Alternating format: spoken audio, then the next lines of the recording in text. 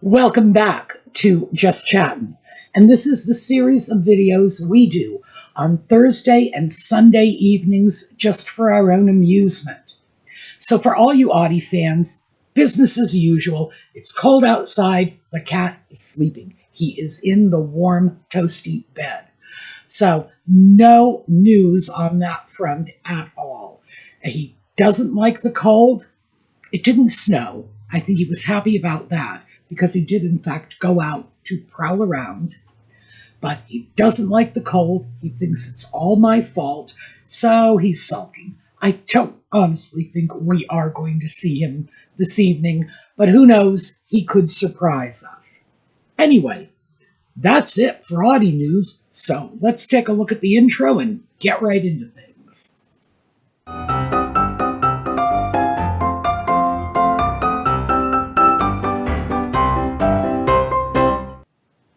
So, Nutmeg and Harry have been remarkably quiet for the last few days.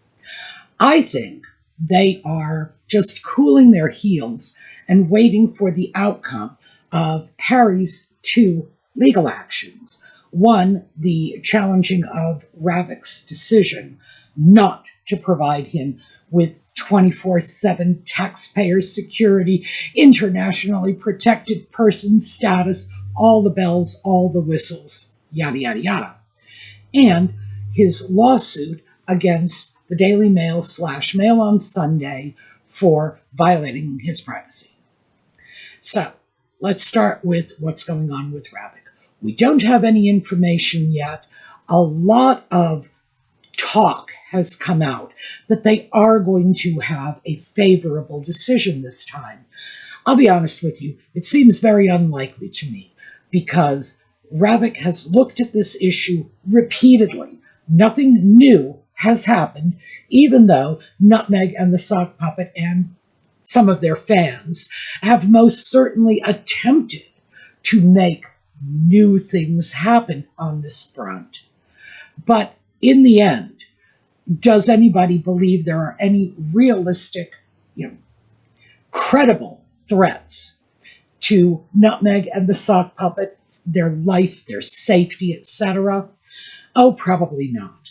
And certainly they don't behave as if they do, because they are not hiding, locked away somewhere in California, not daring to go out in the public streets, right? They are allegedly out there all the time, and Nutmeg's presence on social media is certainly not the presence of someone who believes her very safety is at risk at any given moment. So, do I think this is going to be resolved in a way that would favor Harry's interests? No, I don't. Honestly, I don't. It's same old, same old, same old, and they have dealt with this. So, I would think if they're pinning their hopes on a favorable decision from Ravik, they're in for a disappointment. So, the privacy invasion and the various mail outlets, that too does not seem to be going very well. There does not seem to be a great deal of evidence to support the allegations being made, and the allegations themselves are being made in such a dramatic and histrionic way, with the Sock Puppet sobbing about how miserable his wife's life has been and how fearful he is, etc., etc. And once again, all these public appearances.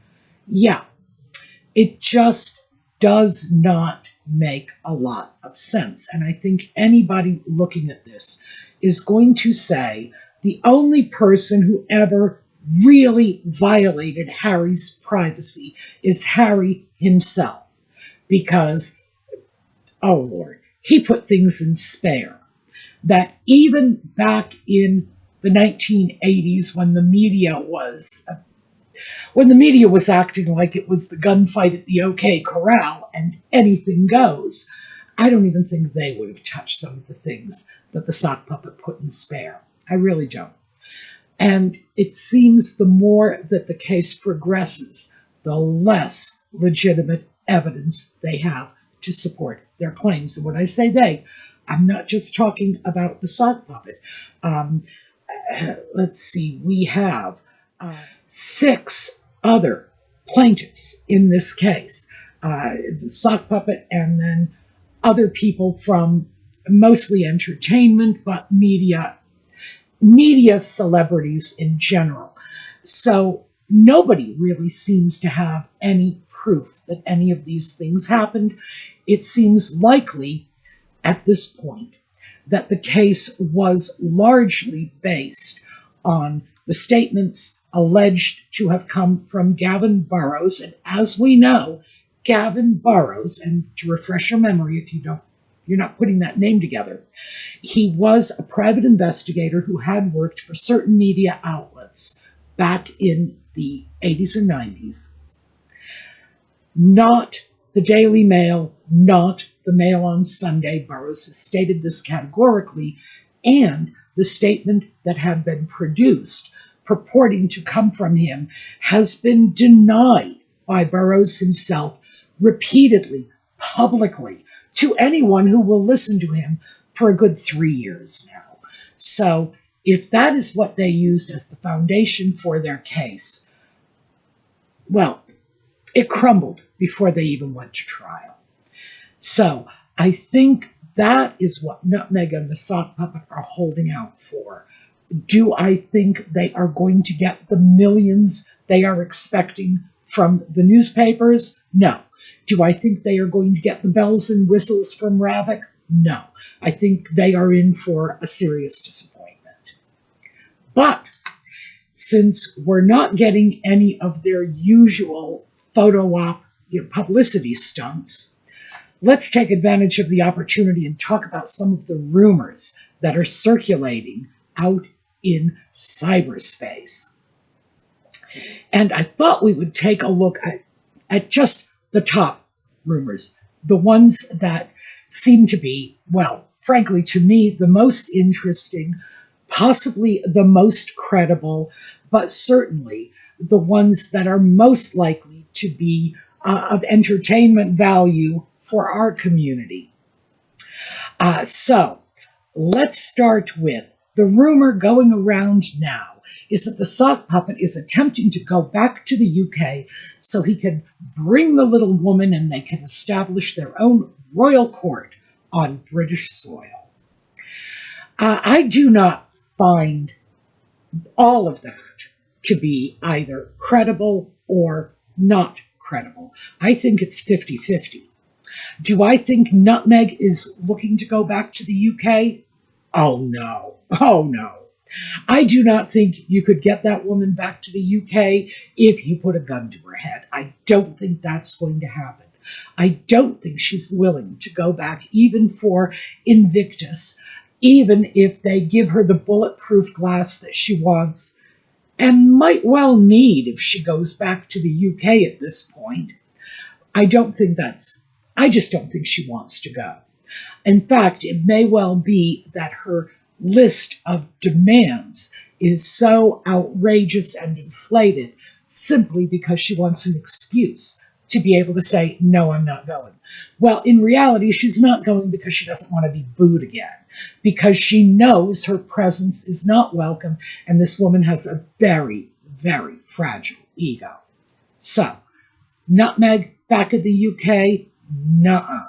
In the immortal words of Princess Anne, not bloody likely. But the sock puppet is an entirely different matter.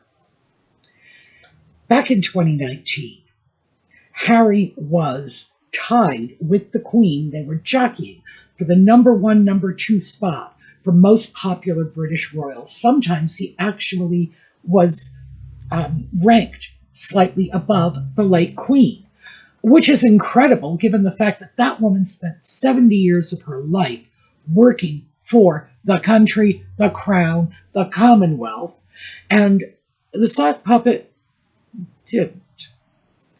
Regardless, I just find that entertaining because this is a man who comes over and says everyone threw him under the bus. William threw him under the bus. His father threw him under the bus. Camilla threw him under the bus. Anne threw him under the bus. No one ever did anything to press never protected him, yada, yada, yada, and yet doing nothing, absolutely nothing, except breathing and getting drunk.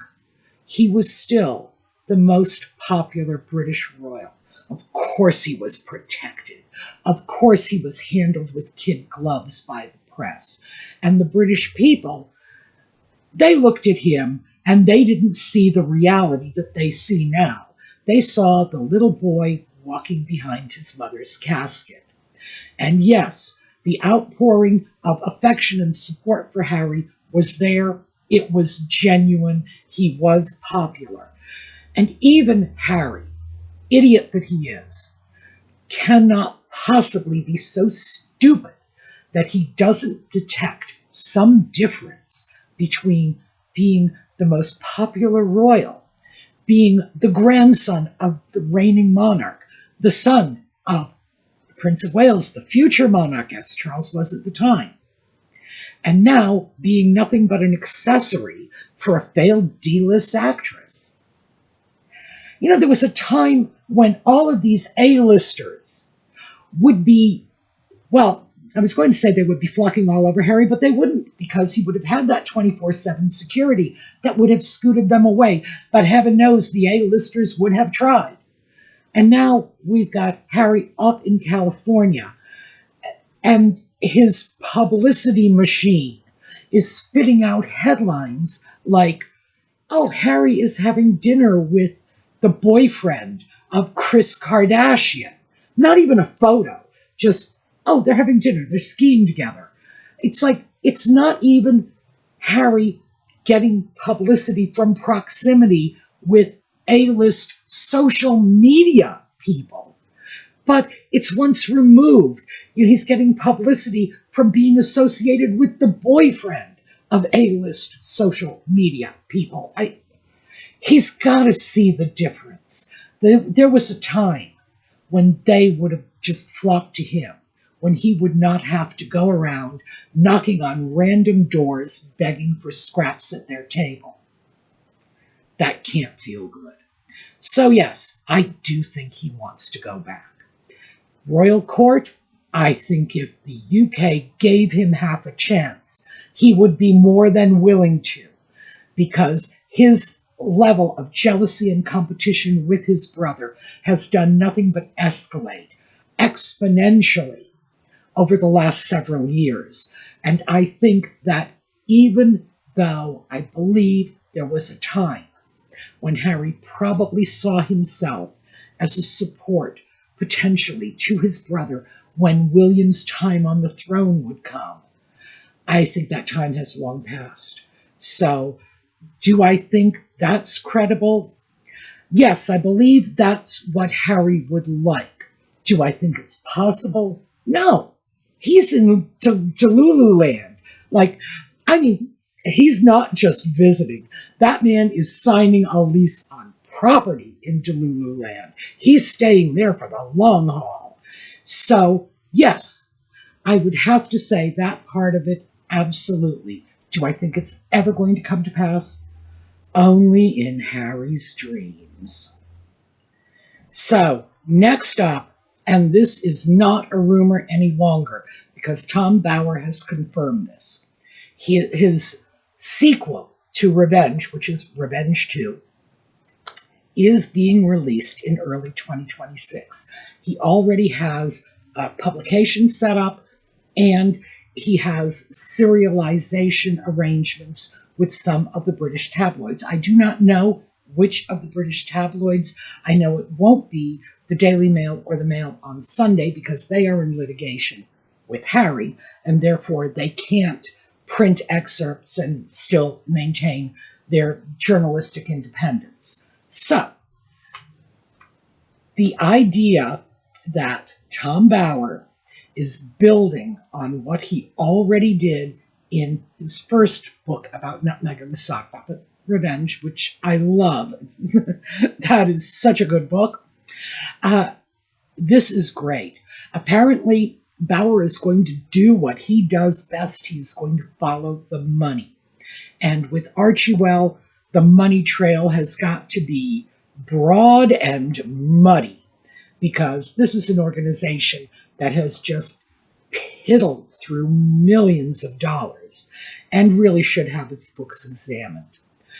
But he is allegedly taking a look at Nutmeg's life from the point at which, we had her yacht girl period, or her alleged yacht girl period, her Soho House period, or perhaps it's also her alleged Soho House period, the marriage, the pregnancies, all of the things that have been questioned in the realm of social media, on YouTube, the things you and I have looked at over the years and said, ooh, that's not right.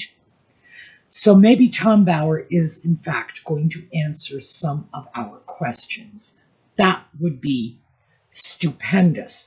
And of course, I like his work anyway. I have read I don't know if it's 3 or 4 of his books. He does excellent research. He has a very good writing style. I am so looking forward to this. This is probably going to be the final nail in Nutmeg and the Sock Puppet's coffin. They are not doing well right now, but I believe Bower's book can just bury them and be done with it. And then we don't have to talk about them anymore, and I know that's going to make all of you very, very happy. But again, it's moved from the realm of rumor into very much the realm of absolute fact. Bower has confirmed it, and I, for one, could not be happier. So, this next one, which is somewhat related to Tom Bower's book, because Tom Bower has commented on this, is that Nutmeg may well be shopping for a divorce. Now, if she gets a divorce, of course, being Nutmeg, she's going to have to make sure that the film rights and the book rights and so on and so forth are secured first. Lord. Just Lord. So Bower has looked at the marriage, the possibility of a divorce, and apparently he has a lot of opinions on whether or not there is a prenup in place between Nutmeg and the Sock Puppet, whether that prenup favors Nutmeg's interests, which he seems to think it does. Oh, Tom Bower, by the way, before he started writing books, he was a lawyer.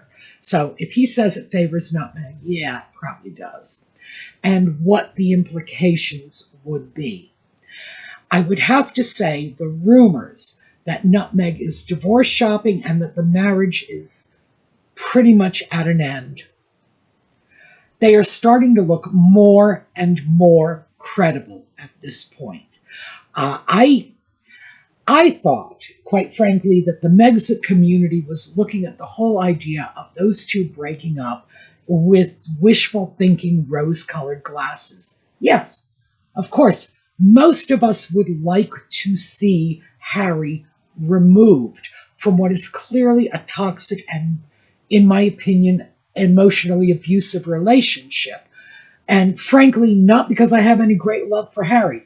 I don't. I think he has proven that whatever goodwill people had for that little boy walking behind the casket has been misplaced. But still, just the sort of feeling I have for any human being who may be in an abusive relationship, of course I would like to see him freed of that. Do I feel if Nutmeg divorces him, he should be embraced back into the royal fold, become a working royal, become popular and protected and so on once again? Oh, I think that ship has sailed. Again. No, actually, I'm sorry. That ship has not sailed. That ship was torpedoed by Harry himself before it even left the dockyard. So there you go. If he is not embraced back into the royal fold, he has no one to blame but himself. But I do think that rumor is gaining some credibility. I was about to say gaining traction, but it's had traction for quite a while. It's the credibility. It's starting to look more and more believable. So I would say we need to watch for that. We need to just pay attention to the signs.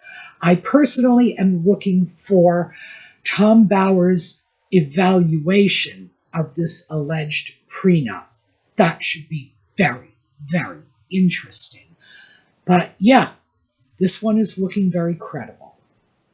Next up, and this rumor, it basically plugs in with most of the things I've been talking about in this video. And that is that William and the palace have not been idle, while Nutmeg and the sock puppet have been trashing the royal family and making complete fools of themselves. Apparently, and this is just a rumor, apparently William has been getting some serious advice from people from all areas, from constitution specialists, from lawyers, from media specialists, about dealing with the inevitable. What will happen when he ascends the throne? And obviously, we all hope that isn't happening anytime soon. I just throw that disclaimer out. No one is trying to push Charles into an early grave, but this is the rumor that William is planning for this time, that anyone who is not a working royal is going to get stripped of their titles. He is going to follow the template of Queen Margrethe of Denmark and what she did with her own family. Not just not giving people titles, but taking back titles that had already been given. And apparently her family was not happy about it. Oh well, get over it. And William is looking at that as his model. He will have working royals. The working royals will have titles, but he does not want the brand watered down with everybody and his brother being a royal highness and a duke and duchess of whatever. First step, of course, is Andrew and Fergie. Andrew's titles were removed. He is Andrew Mountbatten Windsor now. Fergie is Sarah Ferguson Mountbatten Windsor now, or whatever she chooses to call herself. I'm not trying to tell her she has to take her husband's name, though heaven knows she did before, but we don't know where all of that is going. Andrew, of course, is still Prince Andrew, because that was a title he got at birth. That hasn't been taken away from him. Could that be taken away from him? Yes. Yes. These titles are controlled by the letters patent from King George V, what was it, 1917, I believe, and the king drew this up with help. George V was not capable of drawing his own bath by himself, so we know he had help with this. Could William do likewise in his reign? Of course he could. Could Andrew go from being Prince Andrew Mountbatten Windsor to being Mr. Andrew Mountbatten Windsor? Yes, he could. William could make that happen. And William is apparently looking at all of his options, because Andrew's head is not the only one on the block.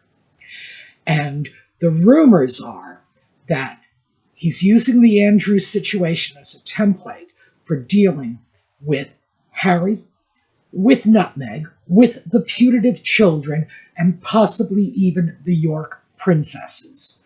That he's just tired of the family being dragged through the muck by people who are not walking the talk. They're not working for the royal family. They are not, obviously, upholding what William would perceive to be the values of the royal family, what anyone would perceive to be the values of the British public, the citizens of the United Kingdom, the citizens of the Commonwealth. Yeah, so I understand that. And if this is true, and I don't, here's the thing. The other rumors I have no trouble with. This one, well, of course William has to be looking at this. Of course he has to be getting advice. Of course that advice is going to have to be top-notch, and it is going to have to be coming from publicists as well as lawyers and constitutional scholars. Absolutely. That's just common sense. But is William planning to axe the sock puppet the minute he ascends to the throne? I don't know. I don't know. I would have to say that if William makes the decision, I'm sure it would not be an easy decision for him to make. But I'm also sure it's going to be absolutely necessary, because what we know, having seen this from what took place 60, 70 years ago with the Duke and Duchess of Windsor, is having loose royals on the periphery, living in foreign countries, still having a certain amount of cachet, can be dangerous. It can be dangerous to the interests of the nation, and certainly it's confusing, not just for the British public, but perhaps even more confusing for the citizens of the rest of the world who don't understand that someone who has been effectively ousted from their own country might, in fact, not be representing that country any longer. That's sometimes people get confused about that, and I get that. And I think it would be only sensible if William was taking a good hard look at this, if he was planning to act, and act quickly and decisively. I hope he doesn't have to do that. That's a burden I hope he doesn't have to face, because certainly that's a burden no one should have to face. He and Harry were very close at one time. That time has passed, and if William takes the throne, well, when William takes the throne, I think we have to put it in those terms, he can't look at life through the lens of William, big brother to Harry. He will have to look at life through the lens of William, King of the Brits. That's simple. So I hope he doesn't have to go there. Do I think he is preparing to go there? Yeah. I have to say, this is a rumor I believe to be credible simply because William would have to be very stupid not to be looking at this situation closely, not to be getting the necessary advice he would need to put all of this in place when his time comes. So, that's what I have for you today. There are plenty more rumors, by the way, but we're running out of time, so we're going to have to stop it here. So, thanks for being with us. I hope you all have a terrific day. I hope to see you next time. We're going to take a look at a slideshow on the way out. And, well, meanwhile, have a terrific day.